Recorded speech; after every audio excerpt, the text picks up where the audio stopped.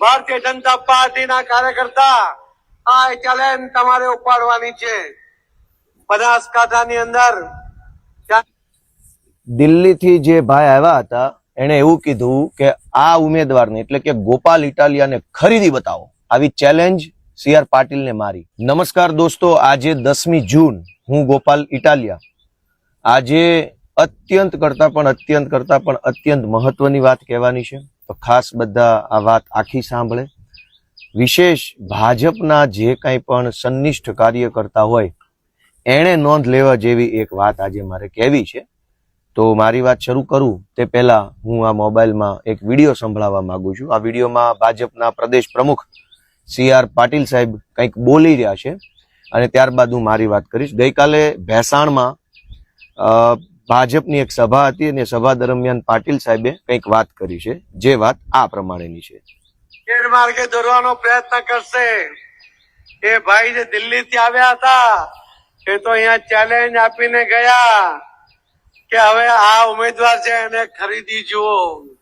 Bharatiya Janata party ફરીથી વગાડું છું। એ ભાઈ જે દિલ્હીથી આવ્યા હતા એ તો અહીંયા ચેલેન્જ આપીને ગયા કે હવે આ ઉમેદવાર છે એને ખરીદી જુઓ। ભારતીય જનતા પાર્ટીના કાર્યકર્તા આ ચેલેન્જ તમારે ઉપાડવાની છે।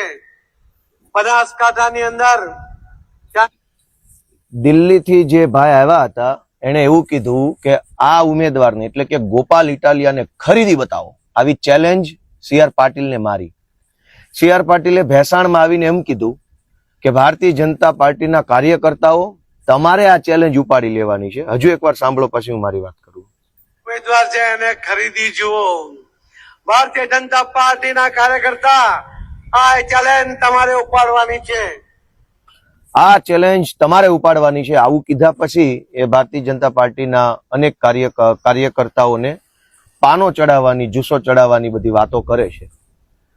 મારે બધાને જણાવવાનું છે કે આજે જ્યારે વિસાવદર ભેસાણની ચૂંટણી હારી જ જવાના છો એવો ગળા સુધી વિશ્વાસ આવી ગયો, ત્યારે પાટીલ સાહેબને ભાજપના કાર્યકર્તાઓ સાંભળ્યા। અને ક્યારે સાંભળ્યા કે જ્યારે સામેવાળો માણસ ખરીદી શકાય એમ નથી। જ્યાં સુધી ખરીદી શક્ય હતી ત્યાં સુધી પાટીલ સાહેબે કોઈ કાર્યકર્તાને એક પણ વખત પૂછ્યું નથી કે એક પણ કાર્યકર્તાની વાત સાંભળી નથી। ખરીદાય એટલો માલ ખરીદી લીધો।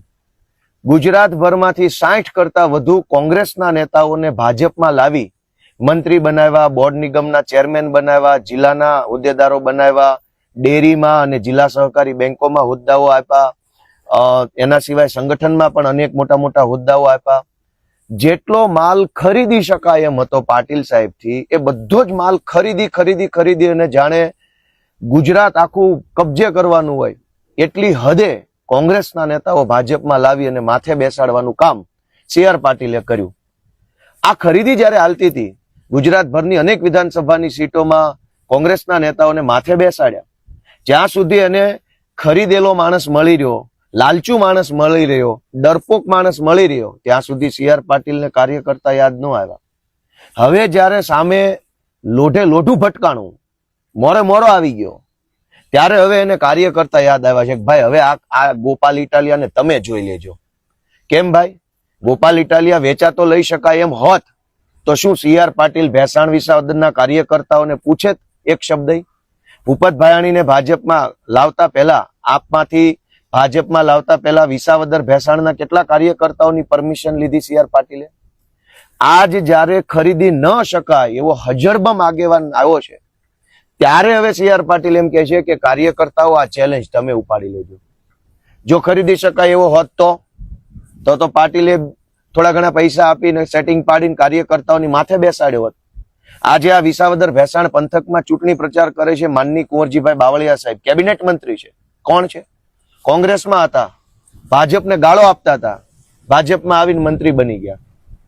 આજે આ વિસ્તારમાં માનની કૃષિ મંત્રી રાઘવજીભાઈ સાહેબ પ્રચાર કરે છે। કોણ છે? કોંગ્રેસમાં હતા, ભાજપમાં માથે બેસાડ્યા અને મંત્રી બનાવી દીધા। આજે આ પંથકમાં અનેક એવા નેતાઓ આંટા મારે છે જે પહેલા કોંગ્રેસમાં હતા, પાટીલ સાહેબ એને ભાજપમાં લાવ્યા, ધારાસભ્ય બનાવ્યા, મંત્રી બનાવ્યા, બોર્ડ નિગમના ચેરમેન બનાવ્યા, ડેરીમાં બનાવ્યા, બધું જ બનાવ્યું। મૂળ ભાજપના જે કાર્યકર્તાઓ હતા, જનસંઘ વખતના કે કેશુબાપા વખતના કે આદરણીય અટલ બિહારી વાજપેયી સાહેબ વખતના, એનો ક્યારેય કોઈએ ભાવ નથી પૂછ્યો. ખરીદાય એટલો માલ ખરીદી લીધો. હવે જયારે જાડુ આવ્યું છે, હવે જયારે કડક આવ્યો છે, કે છે ને મોંમાં કાળમીંઢ પાણો આવે ત્યારે બધું કામ કરતું બંધ થઈ જાય, એમ કાળમીંઢ હાથમાં આવ્યું તો પાટીલ સાહેબ કે કાર્યકર્તા હું તમને આ ચેલેન્જ તમે સ્વીકાર લેજો. હજુ એકવાર સાંભળો પછી આગળની વાત કરું. છે ગેરમાર્ગે દોરવાનો પ્રયત્ન કરશે. ભારતીય જનતા પાર્ટીના કાર્યકર્તા આ ચાલે તો અહીંયા ચેલેન્જ આપીને ગયા એને ખરીદી જુઓ. એ ભાઈ જે દિલ્હી થી આવ્યા હતા એ તો અહીંયા ચેલેન્જ આપીને ગયા કે ખરીદી જુઓ. ભારતીય જનતા પાર્ટીના કાર્યકર્તા આ ચેલેન્જ તમારે ઉપાડવાની છે. ભારતીય જનતા પાર્ટીના કાર્યકર્તાઓ આ ચેલેન્જ તમારે ઉપાડવાની છે. કેમ કે સી.આર. પાટીલ થી ગોપાલ ઇટાલિયા ખરીદી શકાય એમ નથી. રોકડેથી માલ મળતો હોત તો લઈ લીધો હોત તો ભાજપના કાર્યકર્તાને કઈ પૂછવાનું નથી. આ ખરીદી શકાય એમ નથી એટલે હવે આને તમે જોઈ લો. ભાજપના કાર્યકર્તાને સી.આર. પાટીલ શું સમજે છે. અને સી.આર. પાટીલ એકની વાત નથી, કિરીટભાઈ પટેલની વાત કરીએ. કિરીટભાઈ પટેલ 10 વર્ષથી જુનાગઢ જિલ્લા સંગઠનના અધ્યક્ષ છે.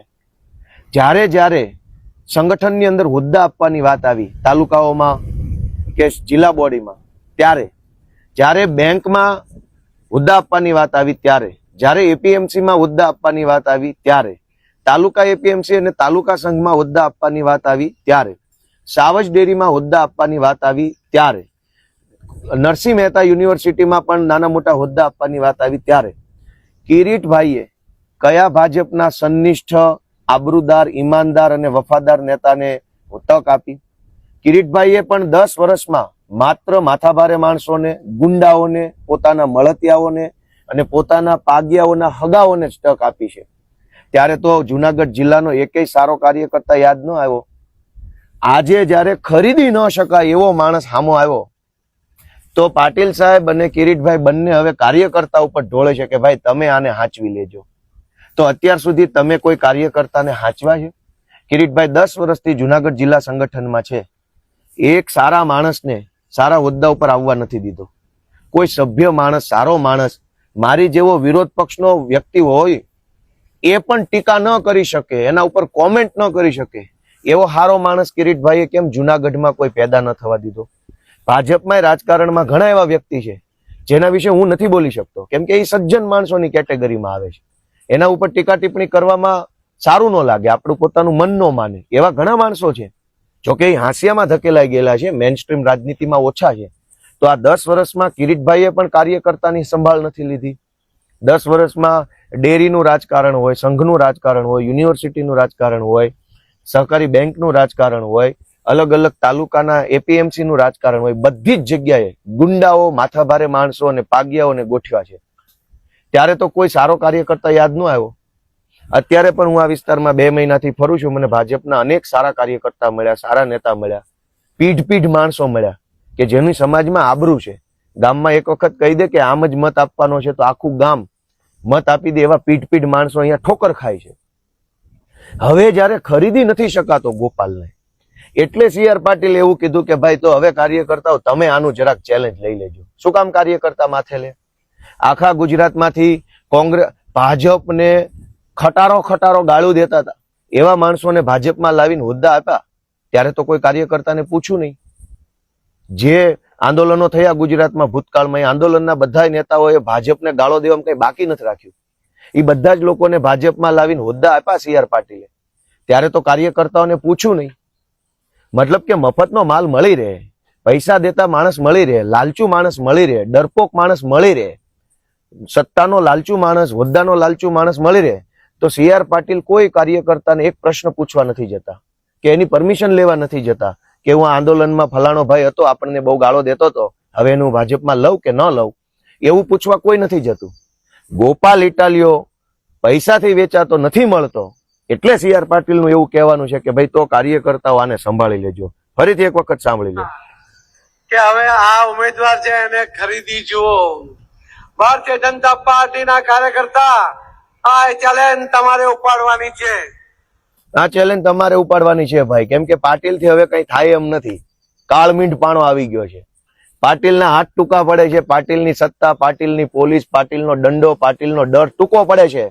હવે ભાઈ કાર્યકર્તા તમે ચેલેન્જ ઉપાડી લેજો. શું કામ એ પાડે? કાયમ ખુરશીઓ ઉપાડવાની, પાથરણા ઉપાડવાના, હવે આવી ચેલેન્જો ઉપાડવાની. અને પાટીલ ને કિરીટભાઈ બે શું કરશે? કોંગ્રેસના માણસોને માથે બેસાડશે, બીજી પાર્ટી વાળા લોકોને માથે બેસાડશે, એને હોદ્દા, એને ટિકિટો, એને ચેરમેનો. આજે વિસાવદર અને ભેસાણની એપીએમસી માં ભાજપના કાર્યકર્તાઓને કેટલા હોદ્દા મળ્યા છે? એમાંય સારા કાર્યકર્તાને કેટલા હોદ્દા મળ્યા છે? વિસાવદરની નગરપાલિકામાં જયારે હોદ્દાઓ નક્કી થવાના હતા ત્યારે સારા માણસોને કેટલા હોદ્દા મળ્યા? જુનાગઢના મેયર બનાવવાના હતા ત્યારે સારા માણસોને કેટલા હોદ્દા મળ્યા? દોસ્તો, સારા કાર્યકર્તા, સારા જે કઈ સજ્જન કાર્યકર્તા હોય, પાર્ટીને વરેલા કાર્યકર્તા હોય, એને કાયમ માટે હાંસિયામાં ધકેલી દેનાર પાટીલ સાહેબ અને કિરીટ પટેલ બંનેને હવે કાર્યકર્તા યાદ આવ્યા છે. તો હવે કાર્યકર્તાએ વિચારવાનું કે આ CR પાટીલને અને કિરીટ પટેલને એવો સબક શીખવાડો કે આખી ભાજપ પાર્ટીની અંદર સુધારો આવી જાય. બંનેની આ છેલ્લી ચૂંટણી હોવી જોઈએ. CR પાટીલનો કાર્યકાળ પૂરો થાય છે અને જાતા જાતા એને ભાજપના કાર્યકર્તાનું તો વિનંતી કરું છું કે CR પાટીલે ગુજરાતમાં જે દૂષણ ફેલાવ્યું છે પક્ષ પલટાનું, ભયંકર હદે પક્ષ પલટો થયો. કેવા કેવા લોકો જેને ભાજપને ગાળો દેવામાં કઈ બાકી નહોતું રાખ્યું એને ભાજપમાં લાવીને મંત્રી બનાવ્યા, ધારાસભ્યો બનાવ્યા, બોર્ડ નિગમના ચેરમેન બનાવ્યા. તો હું જુનાગઢના ભાજપના સૌ કાર્યકર્તાને વિનંતી કરું છું કે આ CR પાટીલ છેલ્લી ટર્મ છે એની, આ છેલ્લી ચૂંટણી છે, આના પછી અધ્યક્ષ નહીં હોય. એને એવો સબક શીખવાડો કે હવે પછી જે કોઈ પ્રમુખ આવે એ ભાજપના સજ્જન કાર્યકર્તાઓની અવગણના કરવાની હિંમત ન કરે. કિરીટ પટેલને એવી સબક શીખવાડો કે જેણે 10-10 વર્ષ સુધી ભાજપના કાર્યકર્તાનું શોષણ કર્યું, અપમાનિત કર્યા, અન્યાય કર્યો, અને એવા કાર્યકર્તાઓને હવે સબક શીખવાડો કિરીટભાઈને. અને બહુ સારો અવસર આવ્યો છે કિરીટભાઈને અને CR પાટીલને બંનેને એક ઘાયે બે પક્ષી મારવાનો સારામાં સારો સમય આવ્યો છે. આ સમય ચૂકી જશો તો વળી અન્યાય, અત્યાચાર ને શોષણનો ભોગ જનતા તો બની જ રહી છે, ભાજપના કાર્યકર્તાએ બનવાનું છે. તો દોસ્તો, આ હતી વાત કે ખરીદી શકાય એમ નથી. માટે ભાજપના કાર્યકર્તા તમે આ ચેલેન્જ લઈ લો, તમે જોઈ લો. ભાજપના કાર્યકર્તાઓમાં ઘણા સારા માણસો છે, ઘણા સજ્જન છે, ઘણા સમજદાર છે, કેપેબલ છે. બધા ડાયા માણસો સારો વિચાર કરે એવી મારી વિનંતી છે. જય ગિરનારી.